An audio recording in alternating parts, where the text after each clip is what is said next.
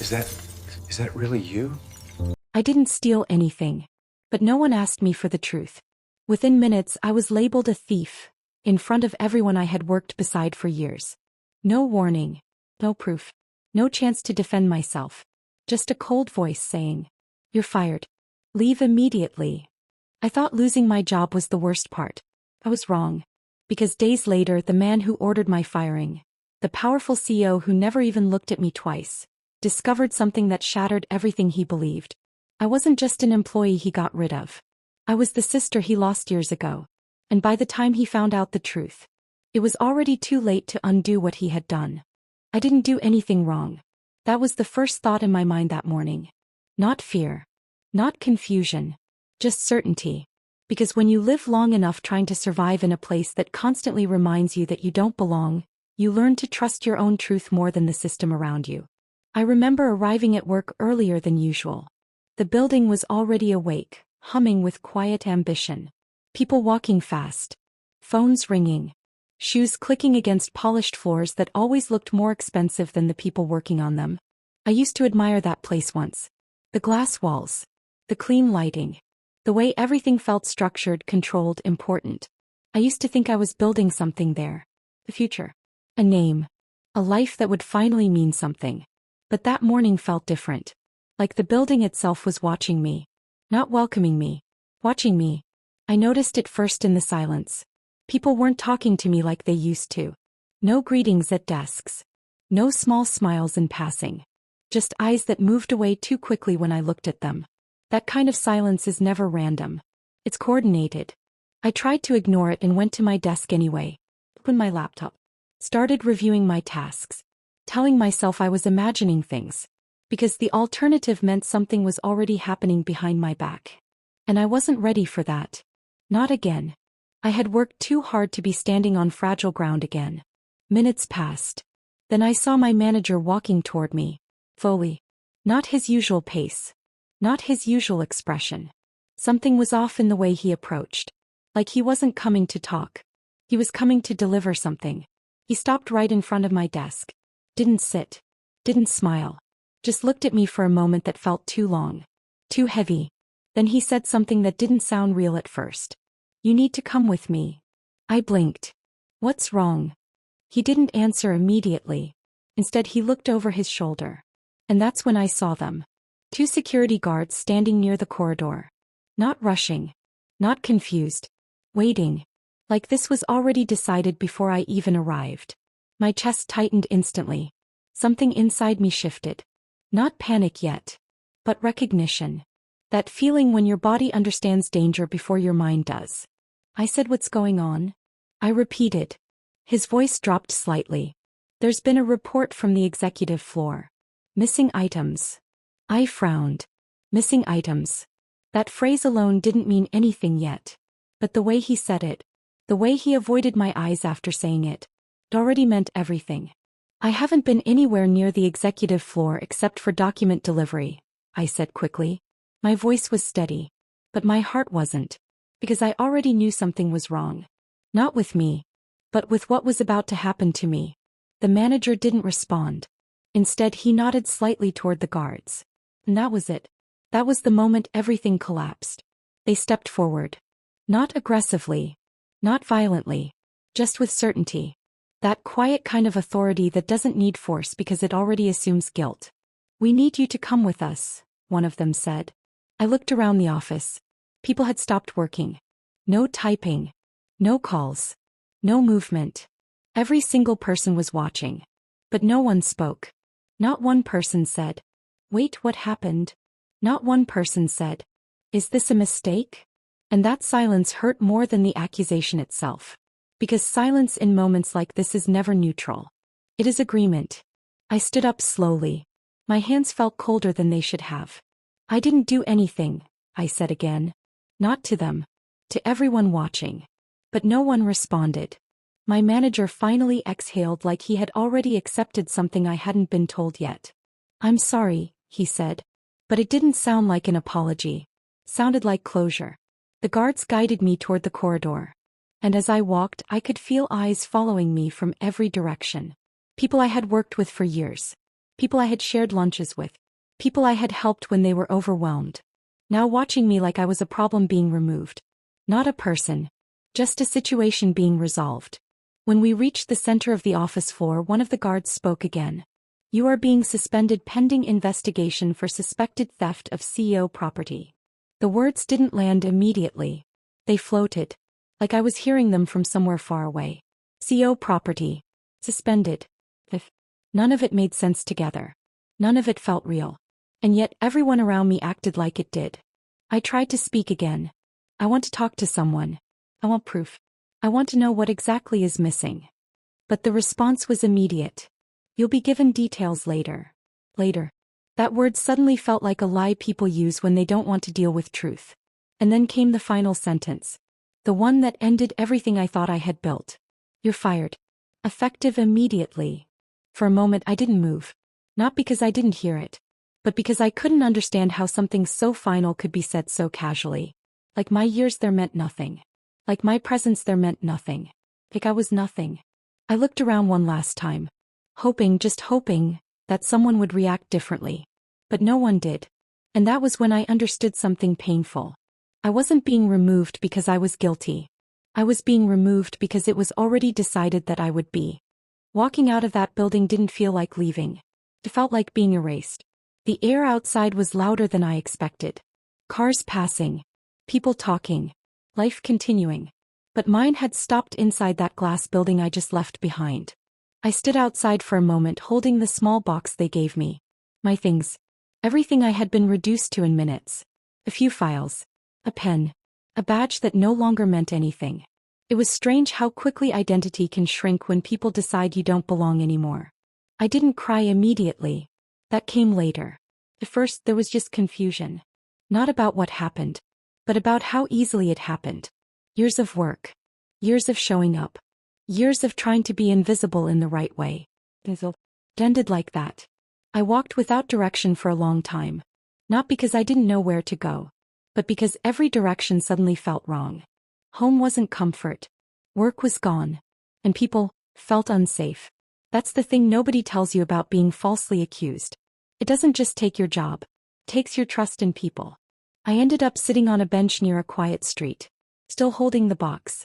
Watching people pass like nothing had changed in the world. And that's what hurt the most. The world didn't stop. Only I did. My phone buzzed once. A message notification. I looked at it quickly. But it wasn't support. It wasn't concern. It was a short message from someone at work. We heard what happened. Please don't mention us in anything. I stared at it for a long time. Because that sentence said everything. Not, are you okay? Not what happened.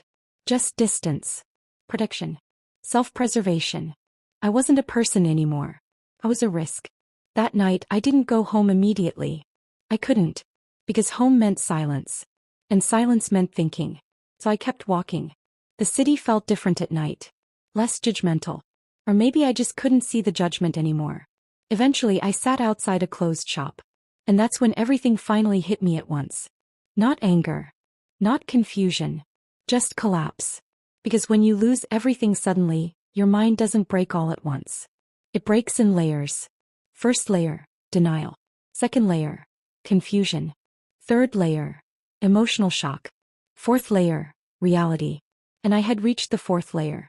I sat there for a long time without moving.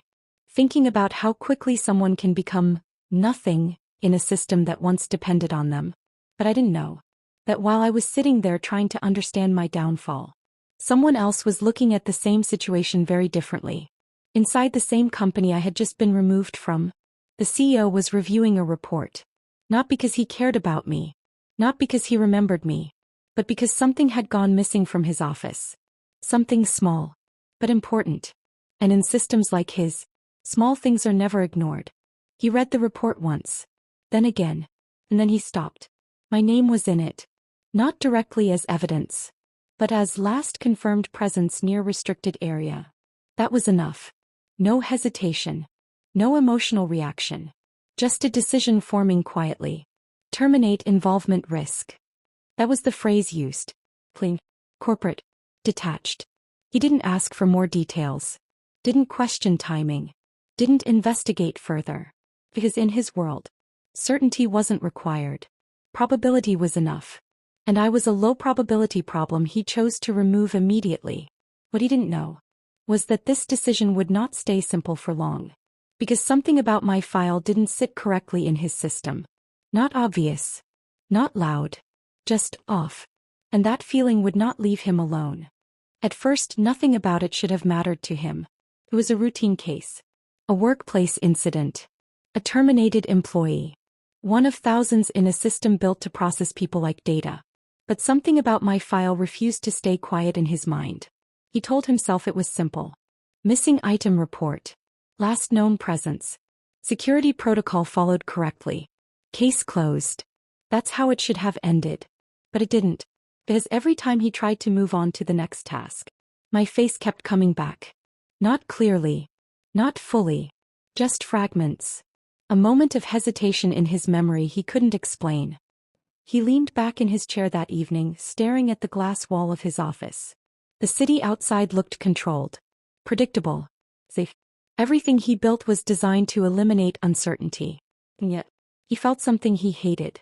Uncertainty. He opened my employee file again. Just to confirm he was being irrational. Just to reset his thinking. But the moment my information appeared on the screen, he paused.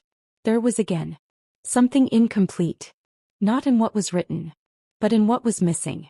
Early childhood records. Gaps in documentation. Incomplete identity tracing. That alone wasn't unusual in most employees. But something about the pattern didn't match the system he trusted. He zoomed in slowly, frowned, then minimized the file, then opened it again. That small repetition meant something important. He was no longer processing data.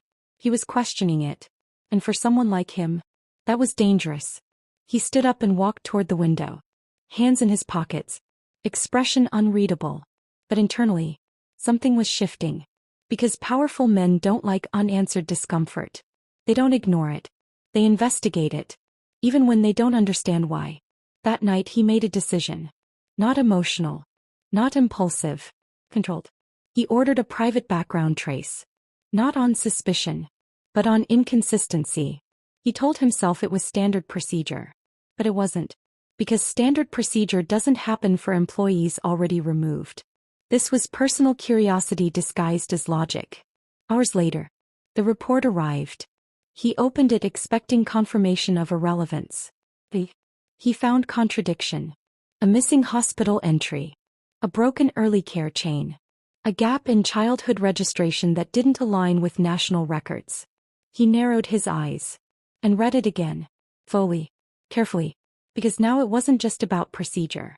It was about pattern recognition. And something about that pattern felt familiar. Too familiar. He stood still for a long time. Then walked to a locked drawer in his office. A drawer he hadn't opened in years. Inside was a folder. Old. Almost forgotten. Family archive records. He hesitated before opening it. Because some memories don't belong in business environments. But he opened it anyway. And what he saw inside changed his expression completely. A photo. A child. A girl. Missing report. Years ago. Unresolved case. His younger sister. Gone. Declared lost after a chaotic incident no one in the family ever fully spoke about again. His breathing slowed. Not because he was emotional, but because his mind was connecting things faster than he could control. He looked back at my file on the screen. Then at the photo. Then again. Something didn't align. But something also didn't feel random anymore. And that feeling was becoming impossible to ignore. And for the first time, he said something out loud. Not to anyone. Just to himself. Why does this feel like it isn't over? Because sometimes, the people you remove from your life are connected to the parts of your past you never resolved. So let me ask you, if you discovered someone you dismissed was actually connected to your deepest hidden past, would you still believe it was just coincidence? If this story is pulling you in, subscribe to Silent Truth Chronicles. Because some truths don't stay buried. They wait. He told himself it was just an investigation. Nothing more. That's what he always told himself when something didn't fit neatly into his world. Because in his world everything had structure. Everything had logic. Everything had a place. But this didn't. The more he read, the more uncomfortable the silence in his office became. Not external silence. No. That kind of silence that grows when your mind stops trusting its own assumptions. The report was still open in front of him. My file. Incomplete childhood records. Broken identity trace. Missing early documentation from hospital systems that should have been consistent. He leaned forward slowly, then reread a section again. And again. Because something about it refused to settle. It wasn't that the data was wrong. It was that it didn't feel complete. And for someone like him, that was worse than an error. It was a contradiction. He stood up abruptly and walked toward his office cabinet. Not because he planned to do anything, but because instinct was now leading him instead of logic. The cabinet was locked. It had been locked for years. Inside were personal archives he never mixed with business. Things he avoided. Things he didn't revisit. He unlocked it anyway. The sound of the metal latch opening felt heavier than expected. Inside were neatly arranged folders. Old family documents. Reports. Photographs. Memories he had buried under years of work. He pulled one folder out slowly. Didn't open it immediately. Just held it. Like he was already sensing what it contained before seeing it. Then he opened it. And everything in his expression changed. A photograph. A child. Small. Familiar in a way that didn't make sense at first. Then it did. Not instantly. Not clearly.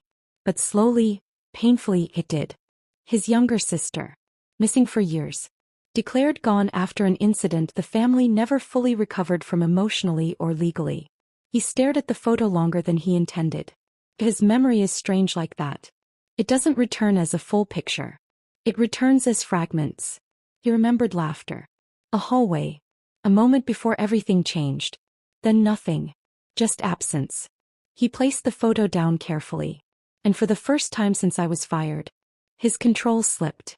Not emotionally. Structurally. Because now there were two separate things sitting in front of him. My file. And her file. And they didn't feel separate anymore. He returned to his desk slowly. Sat down. Opened my employee profile again. This time not as procedure. But as comparison. Line by line. Detail by detail. And something began to emerge. Not loudly. Not dramatically. But clearly enough that he felt it in his chest before his mind fully accepted it. Timing. Institutional overlap. Care system linkage. A fragmented connection between two histories that should never have intersected. His breathing slowed slightly. He minimized the screen. Then reopened it. A habit of disbelief. Because acceptance wasn't ready yet. He picked up his phone. Paused. Then stopped himself. No call was made. Because what would he even ask? Instead he leaned back in his chair. And for the first time in a long time, he didn't feel in control of the situation. He felt inside it. Somewhere far from glass walls and executive decisions.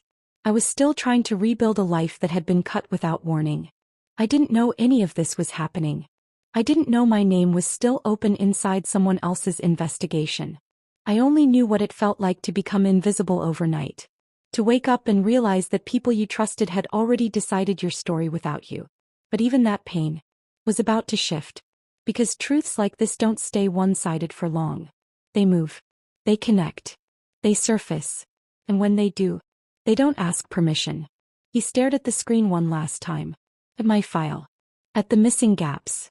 At the inconsistencies that no longer felt like coincidence. But finally, he whispered something he didn't expect to say out loud. Not as a CEO. Not as an authority.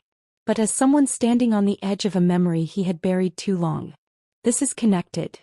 And the moment he said it, everything stopped feeling like a case. And started feeling like a past that was not finished with him yet. The first thing I noticed was the way he stood. Not like a CEO. Not like a man in control of an entire building.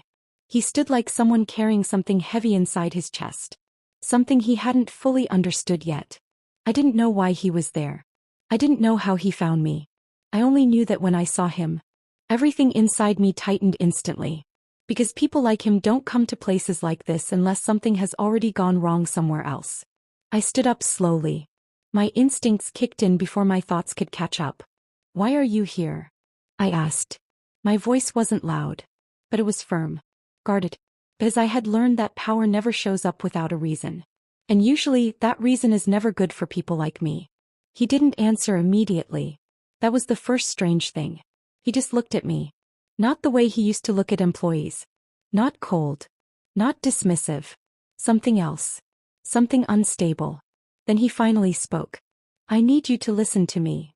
That alone made my chest tighten more. Because people don't say that unless what comes next changes everything. I'm not listening to anything from you, I said immediately. I lost my job because of you. I have nothing to discuss. I turned slightly as if to leave. But his next words stopped me completely. That accusation, it was wrong. Silence. Not because I didn't hear him, but because my brain refused to process it immediately. I turned back slowly. What? He took a step closer. Not aggressive. Careful. Like he was afraid I would disappear if he moved too fast. The missing items, they were never linked to you. My breath slowed. Because I had waited for that sentence. 4 days. 4 weeks in pain. For silence that never gave me answers. And now it was here. But something about it didn't feel like relief yet. It felt like setup. A beginning. Not an ending. I don't understand, I said quietly. And that's when he said the words that changed everything. Not loudly. Not dramatically. But completely. You are not who I thought you were. My stomach dropped instantly. Because that is never a sentence that leads to peace. It leads to truth. The kind that destroys everything before rebuilding anything. He hesitated again. Like the next words were physically difficult to say. Then he added, You're connected to my past. My mind went blank. For a second nothing made sense. Not the firing. Not the accusation. Not his behavior now. Stop, I said immediately. My voice shook slightly now. I don't know what game this is, but I don't want anything from you. But he didn't stop. Instead he pulled out a folder. And handed it to me. My hands didn't move at first. Because something about it felt heavy. Not physically. Emotionally. Like it already contained something I wasn't ready to see. I opened it slowly. At first, confusion. Documents. Records. Then I saw the hospital file. My childhood data. Then I saw another document beside it. A missing child report. And the moment my eyes moved to the photograph, everything inside me stopped. Because I saw her. A child. A younger version of me. But not just me. Attached to the file was a name I didn't recognize at first. Then I did. Because it wasn't just my file. It was his file too. And then I saw the connection line. Sibling record match. DNA confirmation reference. My hands started shaking. No, I whispered. But I couldn't stop reading. Because the truth doesn't wait for acceptance. It just exists. He spoke again, quieter now. I didn't know. My throat tightened. I don't understand. He stepped closer. And for the first time his voice cracked slightly. You are my sister. Silence. Not emotional silence. Not dramatic silence. The kind of silence that feels like the world forgot how to continue. My fingers loosened from the folder. It almost slipped. I couldn't breathe properly. Because everything I had believed about my life suddenly felt unstable. Firing. Accusation. Distance. All of it collapsing into something I never saw coming. I don't have a brother, I said immediately. But even as I said it, something inside me hesitated. Because deep down, there was something familiar about his voice. Something I had never understood before now. He lowered his gaze slightly. Not as a CEO. Not as authority. But as someone realizing too late what they had already broken. I found out too late. My knees felt weak. And I sat down slowly without realizing it. The folder was still open in my hands. Proof sitting inside it like it had been waiting years for this exact moment. Everything I suffered. Everything I lost. Everything I thought was random. Was suddenly part of a story I had never been told. And the worst part wasn't the truth itself. It was realizing. I had been standing right in front of it. And neither of us knew. High voltage final C. Sometimes the truth doesn't come to comfort you. It comes to rewrite everything you thought you survived. So tell me, if the truth about your identity changed everything you believed about your past, would you still call it a mistake? Or a second chance? And if you want more emotional, shocking, cinematic stories like this, subscribe to Silent Truth Chronicles. Because some truths don't just reveal your past. They rewrite your entire life.